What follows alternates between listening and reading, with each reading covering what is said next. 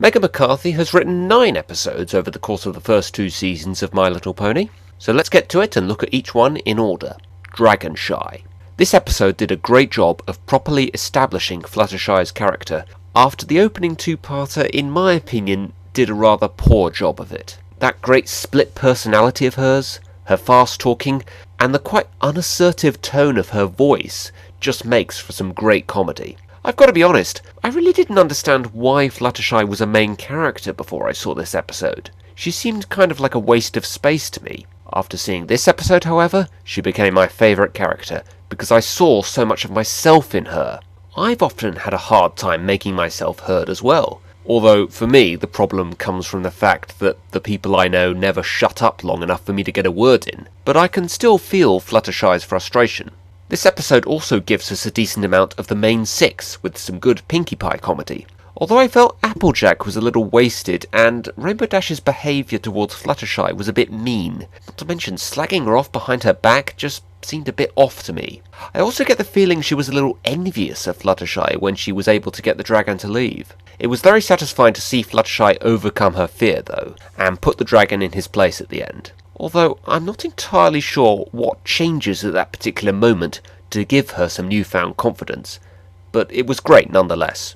Call of the Cutie. The lesson in this episode is definitely one I can relate to. While Dragon Quest was about the peer pressure to fit in with those like you, this episode is about the peer pressure to fit in period, and the attempt to be like everyone else around you. There does seem to be this myth when you are a kid that puberty is, for want of a better word, cool. That acting and looking older than you actually are is the best thing. So in the pony world it makes sense that getting your cutie mark first is the cool thing to do. It doesn't even seem to matter to them what the cutie mark is. Like, no one seems to point out to Diamond Tiara or Silver Spoon that what makes them special is essentially just their names. All that matters is getting your cutie mark as fast as possible, so that you are no longer sticking out. In a sense, the cutie mark, or rather the lack of one, is a metaphor for being a child. I'm pretty sure we were all impatient as kids to grow up as fast as possible and be able to do things we could only do as grown-ups. So much so that we don't even take the time to enjoy our childhood while it lasts. This is also a good example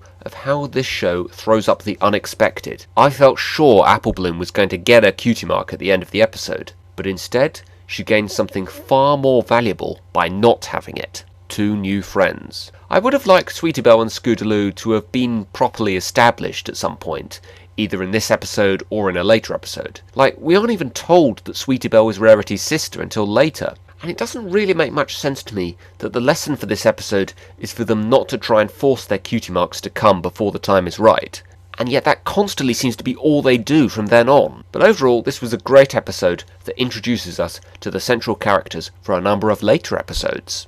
Green isn't your colour. This is definitely one of the more girly episodes the show has had. We get a nice bit of development of the friendship between Rarity and Fluttershy, as well as some establishing of Rarity's business. Although it's funny how in an episode about Rarity and Fluttershy, and even a bit about Twilight, it's Pinkie Pie that steals the show. But the main thing I love about this episode is the idea that while we all want to see our friends do well, we also can't help but feel privately a little envious if they actually end up doing better than us at something.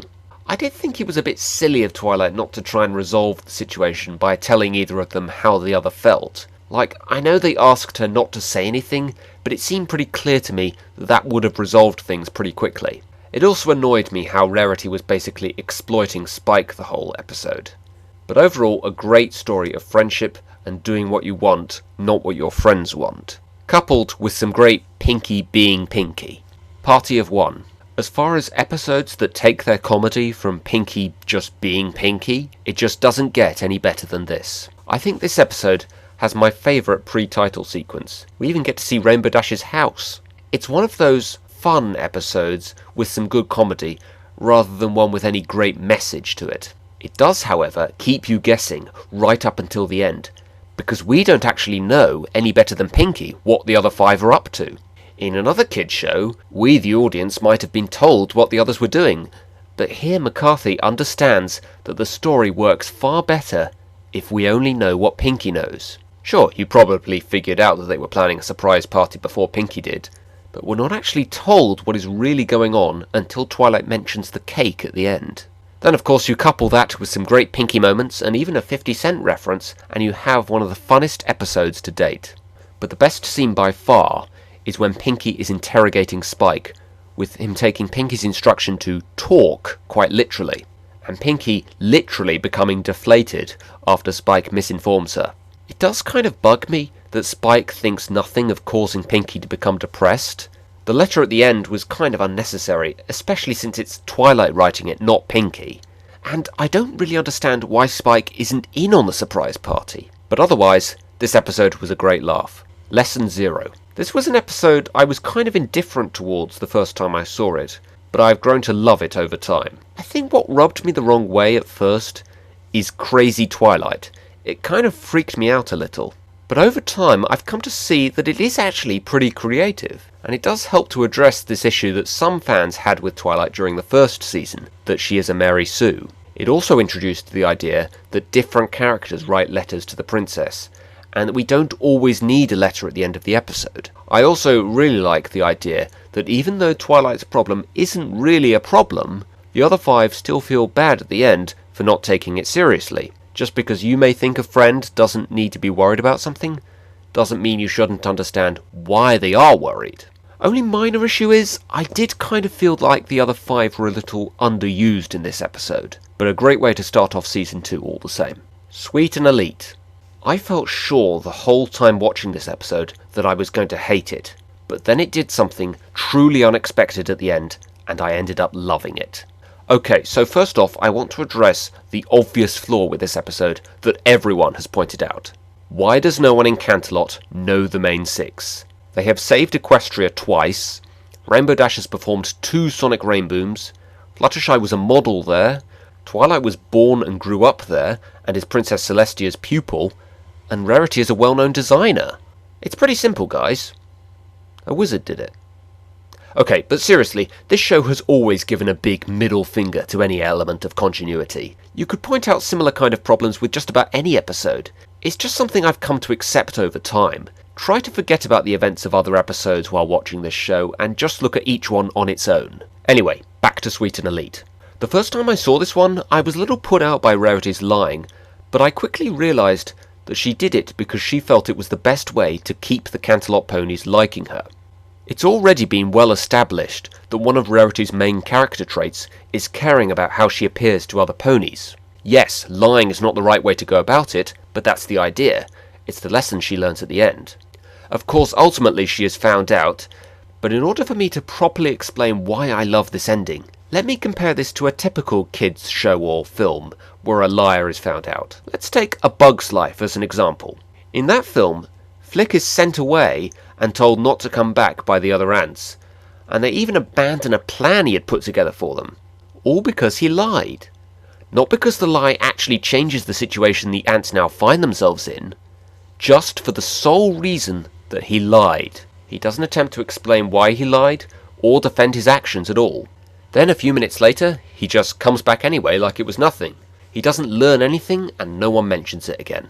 In Sweet and Elite, however, Rarity discovers not only that it was wrong to lie, but also that there wasn't actually any good reason to lie.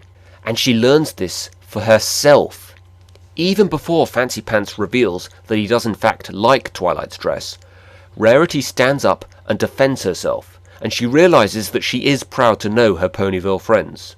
She doesn't hang her head in shame, she says it proudly and confidently. Even when in the most difficult of situations, Rarity still has the guts to defend her actions and stand her ground, and that is why Rarity is my favourite pony. Some people have had an issue with the fact that Rarity gets away with lying, but for me, it's the reason I loved this episode. My only major issue with this episode is, where the heck is Spike? Seriously, he wasn't invited to his owner's birthday party? Hearts and Hooves Day. This is by far my favourite of the CMC episodes, mainly because it isn't about them trying to get their cutie marks. Seriously, they said in Call of the Cutie that they come when the time is right. Why do they keep... Okay, we're not talking about that. This was just great from the fact that we get some proper development of Cheerly and Big Macintosh, and the message that there is no rule that says you have to be with someone once you reach a certain age. Being single is fine. The song is one of my favourites of Season 2, and it follows through with something that was established in Showstoppers. that Sweetie Belle is a good singer. Although I find it a bit odd that the Doctor was rejected just because he ran through a mud puddle. It's also great seeing the CMC completely carry an episode and not have to play off any of the other main characters. I also like the way that Chili doesn't actually fall for the CMC's plan with the love potion, but instead just wants to humour them. Although you'd think Twilight might have gotten a little suspicious when they asked to borrow a book after she tells them it has a recipe for a love potion in it. I've heard some complaints that in an episode based around Valentine's Day, we don't get any development of Spike and Rarity. While I wouldn't have been against that, generally speaking, I am very much against anything that distracts from the main plot of an episode, so overall I think it's better this way. The lover talk between Chili and Big Macintosh was just annoying enough that we got the idea, but not so much so that it made it unwatchable. Although the antidote seemed like a bit of a cop-out to me.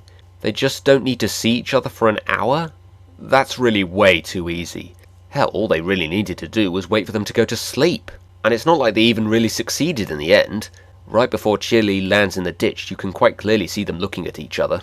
They hint at the end that Chili and Big Mac might get together for real at some point, but like I said before, the show has no real continuity to it, so I can't see that leading to anything. A Canterlot Wedding. Now this is what I'm talking about when it comes to a two-part story. This is by far the best two-parter we've had so far. We finally get some proper development of a stallion character in Shining Armour, who I love just because he's an older brother, like me. I love how McCarthy really uses the fact that it's a two-part story to the story's advantage and allows the plot to gradually thicken, first with the talk about the wedding, then the introduction of Cadence, and then the army of changelings being introduced. Compare that to Return of Harmony, where we are just thrown in the deep end right away with everything about the chaos and discord and the maze, all at once almost. I also like the way that they leave it up to us to decide if Twilight's suspicions about Cadence are in fact justified. Now, personally, I noticed right away that her horn glowed blue in the flashbacks and green in the present day, but I didn't really think much of it until the end of Part 1. Now, that twist at the end of Part 1 was brilliant. It looks as though Twilight has been wrong the whole time, everyone has turned against her, and even Twilight herself is convinced that she was wrong, only for Cadence to reveal that she is indeed evil.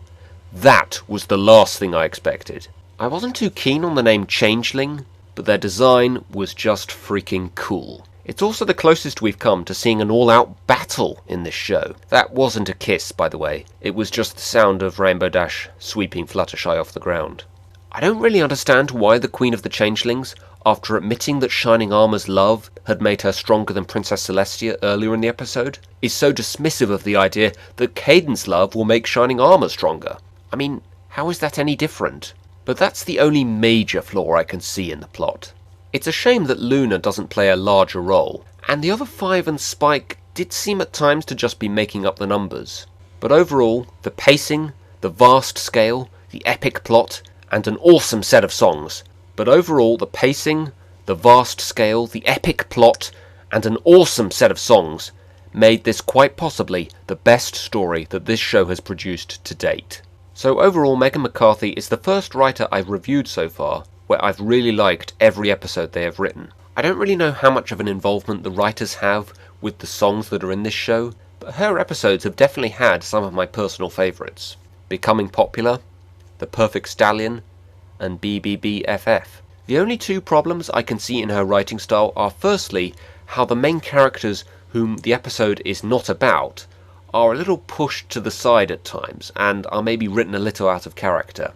Rainbow Dash in Dragon Shy, Spike in Party of One, and all of the other five in Sweet and Elite, for example. Secondly, she doesn't seem to write Spike very well, and that's when she writes him at all. He's only in 6 of the 9 episodes, and in all of them, save for maybe Lesson 0, he's reduced to a bit part just helping out with things or fawning over Rarity. But otherwise, she is a fantastic writer. The main idea she seems to have is not judging people too quickly, and looking at things from another perspective before deciding what to do. In other words, be open-minded, which is something I've always tried to do in life. The next writer I'll be talking about will be Amy Keaton Rogers. See you soon, every pony.